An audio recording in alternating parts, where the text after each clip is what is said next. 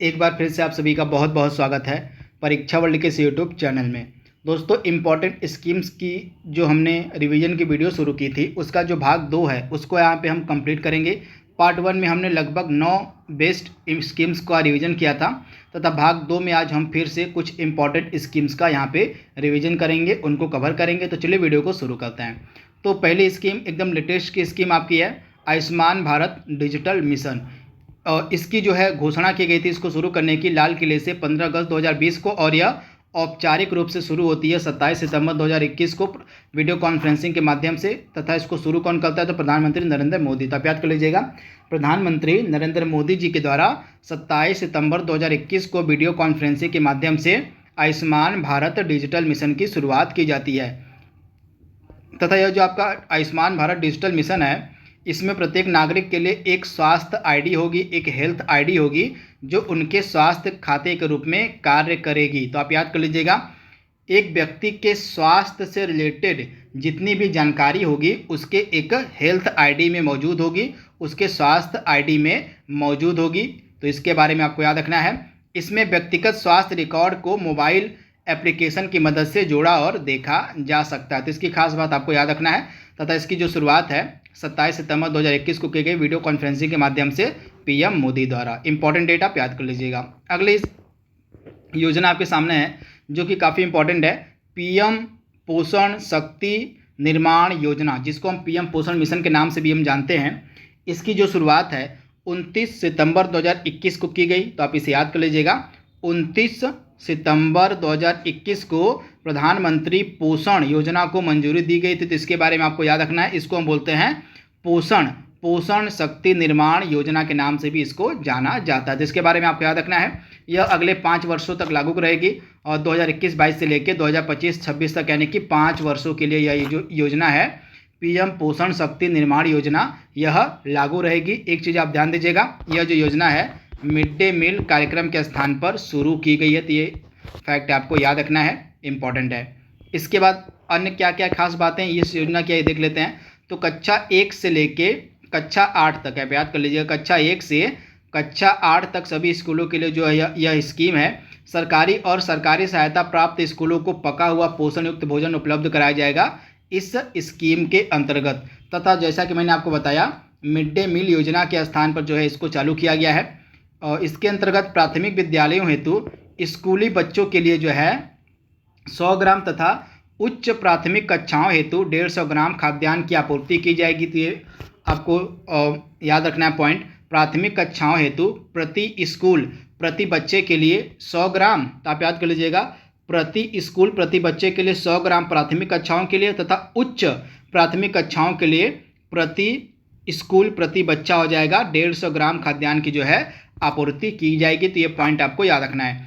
इस योजना की अगर हम व्यय की बात करें तो टोटल 1,30,794.90 करोड़ रुपए का व्यय आएगा, जिसमें से केंद्र का व्यय है 54,161.73 करोड़ रुपए। राज्य सरकार का व्यय इसमें से 31,733.17 करोड़ रुपए और आपका कुल खाद्यान्न पर इसमें व्यय आएगा 45,000 करोड़ रुपए। तो टोटल आपका हो जाएगा यह 1,30,794.90 करोड़ रुपए का व्यय आएगा इस योजना में, इस योजना को लागू करने में। तो इसके बारे में आपको याद रखना है। जो भी इंपॉर्टेंट की पॉइंट थे मैंने आपको बता दिए हैं। तथा एक चीज़ आप याद कर लीजिएगा, इसको मैंने एडिशनल ऐड किया हुआ है। भारत में जो राष्ट्रीय पोषण सप्ताह है यह 1 से 7 सितंबर के मध्य मनाया जाता है। तो इसके बारे में आपको याद रखना है, 1 से लेकर 7 सितंबर के मध्य भारत में राष्ट्रीय पोषण सप्ताह मनाया जाता है। तो ये फैक्ट आपको याद रखना है, भूलना नहीं है। डायरेक्टली आपसे एग्जाम में प्रश्न पूछा जा सकता है, जीके जीएस के सेक्शन में या ग्राम समाज में विकास के सेक्शन में, कहीं भी पूछे जाने की संभावना इसकी है, तो उसको आप याद कर लीजिएगा। इसके बाद अगली स्कीम आपके सामने है प्रधानमंत्री फसल बीमा योजना। वर्ष 2016 में कृषि एवं किसान कल्याण मंत्रालय के द्वारा इसको शुरू किया गया था। इसका उद्देश्य क्या था तो अनअपेक्षित घटनाओं से यानी कि अकारण जो घटनाएं हो जाती हैं, जैसे ओला पड़ गया, बाढ़ आ गई, इसके अलावा आग लग गई खेती में, तो अनपेक्षित घटनाओं के कारण फसल की जो हानि होती है, फसल हानि से प्रभावित किसानों को वित्तीय सुरक्षा प्रदान करना तथा उनकी आय को स्थिर करने के लिए जो है इस योजना को शुरू किया गया था, प्रधानमंत्री फसल बीमा योजना। किसके द्वारा तो कृषि एवं किसान कल्याण मंत्रालय के द्वारा 2016 में। इसके अंतर्गत जो किसान प्रीमियम की राशि भुगतान करेंगे वो कितनी है, तो खरीफ की फसलों के लिए 2% है, रबी की फसलों के लिए 1.5% है और वाणिज्य एवं बागवानी यहाँ पे ऐड कर लीजिएगा, वाणिज्य और बागवानी फसलों के लिए 5% जो है प्रीमियम की राशि है। इस प्रधानमंत्री इस योजना के अंतर्गत प्रधानमंत्री फसल बीमा योजना के अंतर्गत जो प्रीमियम की राशि है जो मैंने आपको बताई है, इसको आप याद कर लीजिएगा क्या क्या प्रीमियम की राशि है। एक बार फिर मैं आपको बता देता हूँ, प्रधानमंत्री फसल बीमा योजना के अंतर्गत जो प्रीमियम की राशि है खरीफ फसलों के लिए 2% है, रबी फसलों के लिए 1.5% है और वाणिज्यिक फसलों के लिए 5% है आपकी प्रीमियम की राशि। तो इसके बारे में आपको याद रखना है, डायरेक्टली आपसे एग्जाम में यह प्रीमियम की राशि पूछी जा सकती है। यहाँ पे हम बात कर रहे हैं प्रधानमंत्री फसल बीमा योजना की। यहाँ पे वाणिज्यिक तथा बागवानी फसलों के लिए जो प्रीमियम की राशि है वो है 5% है, तो बागवानी फसलों को आप ऐड कर लीजिएगा। अगली इंपॉर्टेंट स्कीम आपके सामने है मनरेगा। काफ़ी ज़्यादा इंपॉर्टेंट है, काफ़ी बार एग्जाम में पूछी गई यह स्कीम है, इसके बारे में आई होप सभी को पता होगा। तो सभी को पता होगा इसके बारे में, तो आइए थोड़ी बात कर लेते हैं इसके बारे में भी, और एकदम लेटेस्ट की जो इसमें अपडेट हुई है, डेवलपमेंट हुई है, उसके बारे में भी यहाँ पे हम बात करेंगे। तो इसी कारण से जो है इस मनरेगा स्कीम को मैंने इसमें सम्मिलित किया है। तो सबसे पहले इसका एक्ट कौन सा है या कौन सा एक्ट के तहत है, तो 2005 का यह एक्ट है, Mahatma Gandhi national rural employment guarantee act 2005 है। तथा यह जो आपका एक्ट था पारित किया गया था 23 अगस्त 2005 को, तो ये डेट आपको याद रखनी है। तथा मनरेगा जो है पहली बार लागू हुआ था 2 फरवरी 2016 में। जब यह लागू हुआ था 2 फरवरी 2006 में तो इसका नाम था नरेगा। जब स्टार्टिंग में यह लागू किया गया था तो उस समय इसका नाम था नरेगा।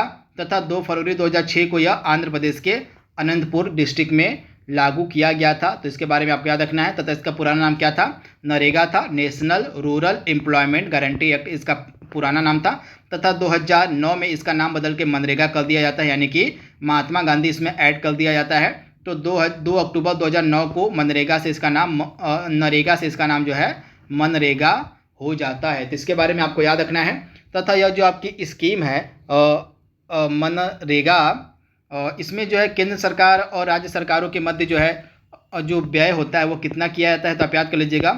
केंद्र सरकारों और राज्य सरकारों के मध्य जो व्यय है वो सब 75:25 के अनुपात में होता है, यानी कि 75% जो व्यय है केंद्र सरकार करती है और 25% जो व्यय है आपकी राज्य सरकारें करती हैं, तो इसके बारे में आपको याद रखना है।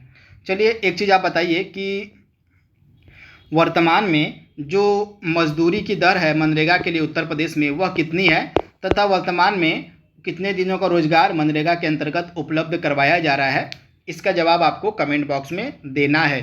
तो ये जो मैंने आपको की पॉइंट बताए हैं ना मनरेगा के बारे में, इनको आप याद कर लीजिएगा, यहाँ से आपके एग्जाम में डायरेक्टली प्रश्न देखने को मिल सकता है।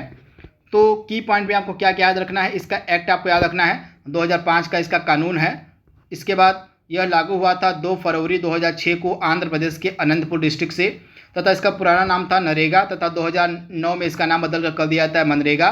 तथा केंद्र सरकार और राज्य सरकार के मध्य जो वित्त का बंटवारा है वो 75:25 के अनुपात में किया जाता है। 25% और 75% आपकी करती है केंद्र सरकार और 25% आपकी करती है राज्य सरकार। वहीं अगर हम लेटेस्ट डेवलपमेंट की बात करें तो जब एकदम जो लेटेस्ट का बजट पेश किया गया था उसमें यह बताया गया था, यूपी का यहाँ पे बात कर रहे हैं, उत्तर प्रदेश का यहाँ पे बात कर रहे हैं हम, तो वित्तीय वर्ष 2021-22 में 26 करोड़ मानव दिवस जो है सृजित किए गए थे मनरेगा के तहत। यह एकदम जो लेटेस्ट की आपका बजट पेश किया गया था उसमें यह बात बताई गई थी कि उत्तर प्रदेश में जो वित्तीय वर्ष 2021-22 था उसमें 26 करोड़ मानव दिवस सृजित किए गए थे मनरेगा के तहत। इसके बाद आगे का लक्ष्य इसमें क्या है, तो मनरेगा योजना के तहत वित्त वर्ष 2022-23 में जो है 32 करोड़ मानव दिवस सृजित करने का जो है लक्ष्य रखा गया है यूपी की गवर्नमेंट के द्वारा। यानी कि जो आपका पिछला वित्तीय वर्ष था 2021-22 उसमें उत्तर प्रदेश राज्य में मनरेगा के तहत जो है 26 करोड़ मानव दिवस सृजित किए गए थे। और इसका लक्ष्य है उत्तर प्रदेश सरकार का कि जो वित्तीय वर्ष हमारा होगा 2022-23 का, इसके अंतर्गत मनरेगा स्कीम के तहत हम 32 करोड़ मानव दिवस सृजित करेंगे। तो पिछले वित्तीय वर्ष में 26 करोड़ सृजित किया गया था और 2022-23 के वित्तीय वर्ष में 32 करोड़ मानव दिवस सृजित करने का लक्ष्य रखा गया है यूपी की गवर्नमेंट के द्वारा। तो इसके बारे में आपको याद रखना है। वही अगर हम केंद्र सरकार की अगर हम बात करें तो केंद्र सरकार के अंतर्गत जो डेटा दिया गया था केंद्र सरकार के द्वारा वित्त वर्ष 2022-23 के लिए मनरेगा के लिए जो है 73,000 करोड़ रुपए का प्रावधान किया गया है। वित्त वर्ष 2021-22 में 68,233 करोड़ का फंड जो है रिलीज हुआ। यानी कि कितना फंड रिलीज हुआ, तो 2021-22 में मनरेगा के लिए 68,233 करोड़ का जो है फंड रिलीज हुआ तथा 25 नवंबर 2021 तक जो है 8.85 करोड़ लोगों को 240 करोड़ श्रम दिवस के तहत काम दिया गया। तो ये डेटा आपको याद रखना है।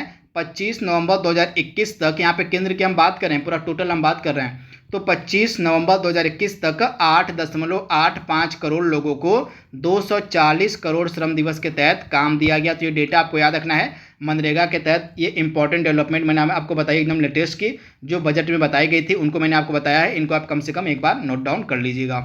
इसके बाद अगली स्कीम आपके सामने है राष्ट्रीय ग्रामीण आजीविका मिशन। जून 2021 और जून 2011 में इसकी शुरुआत की गई थी ग्रामीण विकास मंत्रालय के द्वारा। कहाँ से, तो राजस्थान के बांसवाड़ा से। इसके बारे में आपको याद रखना है, राजस्थान के बांसवाड़ा से जो है आपकी इसकी शुरुआत की गई थी राष्ट्रीय ग्रामीण आजीविका मिशन की। तो इसके बारे में आपको याद रखना है। तथा 2015 में इसका नाम बदलकर DAYNRLM यानी कि दीनदयाल अंत्योदय योजना राष्ट्रीय ग्रामीण आजीविका मिशन कर दिया गया था 2015 में इसका नाम। तो इसके बारे में आपको याद रखना है। तथा यह जो मिशन है यह केंद्र सरकार का ग्रामीण राहत कार्यक्रम है, तो इसके बारे में आपको याद रखना है। तथा NRLM के तहत कुछ उप योजनाएँ भी हैं। जैसे आपका हो जाएगा कौन सी उप योजनाएँ हैं, तो एक उप योजना आप याद कर लीजिएगा आजीविका ग्रामीण एक्सप्रेस योजना। यह 2017 में शुरू की गई थी। यह NRLM के तहत उप योजना है जिसका नाम है आजीविका ग्रामीण एक्सप्रेस योजना। इसको 2017 में शुरू किया गया था। इसके बाद अगली स्कीम आपके सामने दी गई है, देख लेते हैं इसको यहाँ पे। तो प्रधानमंत्री ग्राम सड़क योजना इंपॉर्टेंट है। 25 दिसंबर 2000 को जो है पूरे देश में इसको लागू किया गया था। इस योजना के अंतर्गत 500 से अधिक जनसंख्या वाले गैर संपर्क मार्गों वाले गांवों को सभी मौसमों में चलने वाली पक्की सड़कों से जोड़ना इसका लक्ष्य था। तथा इसके वित्तीय सहभागिता की अगर हम बात करें तो 25% जो है इसमें एकदम लेटेस्ट की अगर हम बात करें तो लेटेस्ट में प्रधानमंत्री ग्राम सड़क योजना में इसमें वित्तीय सहभागिता में राज्य सरकार की सहभागिता 25% है और यहाँ पे केंद्र सरकार की जो सहभागिता है वो 75% है। तो एकदम लेटेस्ट की डेवलपमेंट मैंने आपको बताई है। लेटेस्ट में जो वित्तीय सहभागिता है प्रधानमंत्री ग्राम सड़क योजना के अंतर्गत तो 75% राज्य सरकार की है और 25% केंद्र सरकार की है। तो इसके बारे में आपको याद रखना है। तथा यह 25 दिसंबर 2000 को पूरे देश में लागू की गई थी। चलिए, जब यह स्कीम शुरू की गई थी तो उस समय हमारे देश के प्रधानमंत्री कौन थे, इसका जवाब आपको हमें कमेंट बॉक्स में देना है कि जब यह प्रधानमंत्री ग्राम सड़क योजना शुरू की गई थी तो उस समय हमारे देश के प्रधानमंत्री कौन थे। अगला प्रश्न आपके सामने दिया गया है प्रधानमंत्री कृषि सिंचाई योजना। यह आपकी शुरू की गई थी 1 जुलाई 2015 को। इसको जो है स्वीकृति प्रदान की गई थी। वित्त वर्ष 2021-22 में 11,588 करोड़ रुपए जो है आवंटित किए गए थे प्रधानमंत्री कृषि सिंचाई योजना को। तो आप इसे याद कर लीजिएगा। इसके अगर हम व्यय की अनुपात करें तो सामान्य राज्यों में सेंट्रल यानी कि केंद्र सरकार व्यय करती है 75% और 25% आपकी राज्य सरकार व्यय करती हैं। वहीं विशेष राज्यों में 90% आपकी केंद्र सरकार व्यय करती है और 10% आपके स्टेट व्यय करते हैं विशेष राज्यों में। तो इसके बारे में आपको याद रखना, ये आपका विशेष राज्यों का है जिनमें 90% सेंट्रल यानी कि केंद्र वहन करता है और 10% स्टेट वहन करते हैं। और यह आपका सामान्य राज्यों का है जिसमें 75% केंद्र और 25% राज्य वहन करते हैं। तो इसके बारे में आपको याद रखना है। इसके बाद अगली स्कीम आपके सामने मृदा स्वास्थ्य कार्ड योजना। 19 फरवरी 2015 को यह स्कीम शुरू की गई थी। मृदा स्वास्थ्य कार्ड योजना राजस्थान के सूरतगढ़ से। तो इसके बारे में आपको याद रखना है, राजस्थान के सूरतगढ़ से 19 फरवरी 2015 को जो है इसको शुरू किया गया था मृदा स्वास्थ्य कार्ड योजना को। तो इसके बारे में आपको याद रखना है, इस योजना के तहत जो है किसान अपने खेत की मिट्टी की जाँच कराते हैं। इसके बाद लास्ट स्कीम आपके सामने है ई नाम। 2 स्कीमें अभी बाकी हैं। तो ई नाम का मतलब होता है ई नेशनल एग्रीकल्चर मार्केट। 14 अप्रैल 2016 को प्रधानमंत्री मोदी द्वारा जो है राष्ट्रीय कृषि बाजार के लिए ई ट्रेडिंग प्लेटफॉर्म ई नाम का शुभारंभ किया गया था। तो इसकी डेट आप याद कर लीजिएगा, 14 अप्रैल 2016 को ई नाम की शुरुआत की गई थी। ई नाम का पूरा नाम होता है ई नेशनल एग्रीकल्चर मार्केट। इसकी डेट आप याद कर लीजिएगा, 14 अप्रैल 2016 को, आप इसे याद कर लीजिएगा। इसके बाद लास्ट स्कीम आपके सामने है किसान क्रेडिट कार्ड योजना। मोस्ट इंपॉर्टेंट है, आइए इसके बारे में बात कर लेते हैं।